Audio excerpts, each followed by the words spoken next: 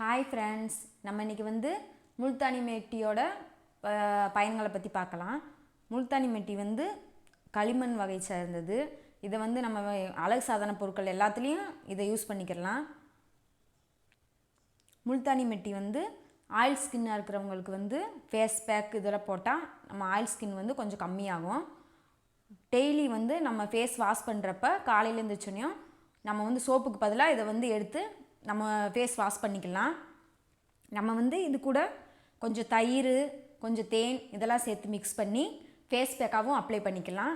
Face பேக்கை வந்து வாரத்துக்கு 2 முறை அப்ளை பண்ணால் நம்ம மூஞ்சி வந்து நல்லா ஷைனிங்காகவும் நல்லா க்ளோவிங்காகவும் இருக்கும். முல்தானி மெட்டி வந்து நம்ம சருமத்துக்கு பிஹெச்டி அளவை வந்து அதிகரிக்கும். சிறிய தழும்பு, நம்ம பிம்பிள்ஸ்னால் வர்ற தழும்பு இதெல்லாமே நம்ம ரெகுலராக யூஸ் பண்ணிட்டு வரனால அது வந்து தழும்பு வந்து கொஞ்சம் கொஞ்சமாக மறைய ஆரம்பிக்கும்.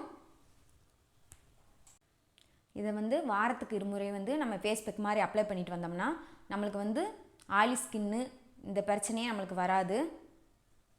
முகம் வந்து நல்லா க்ளோவிங்காக இருக்கும். நம்ம வந்து சன்லைட் வெளியே போனால் சன்லைட்னால் மூஞ்சி வந்து நிறம் மாறும். அப்போ வந்து கண்ணுக்கடியில் வந்து கருவளையம் இது மாதிரி வரும்.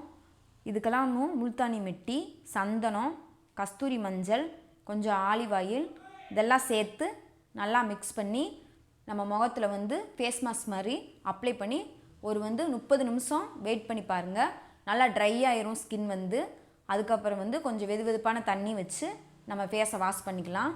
அப்படியே நம்ம ரெகுலராக பண்ணிட்டு வந்துட்டோம்னா நம்மளுக்கு வந்து சன்லைட்னால் வர்ற கருவளையம், பிம்பிள்ஸ் இந்த பிரச்சனையிலிருந்து நம்மளோட ஸ்கின்னை பாதுகாத்து கொள்ளலாம். இந்த வீடியோ பிடிச்சிருந்தா லைக் பண்ணுங்கள், ஷேர் பண்ணுங்கள், சப்ஸ்கிரைப் பண்ணுங்கள்.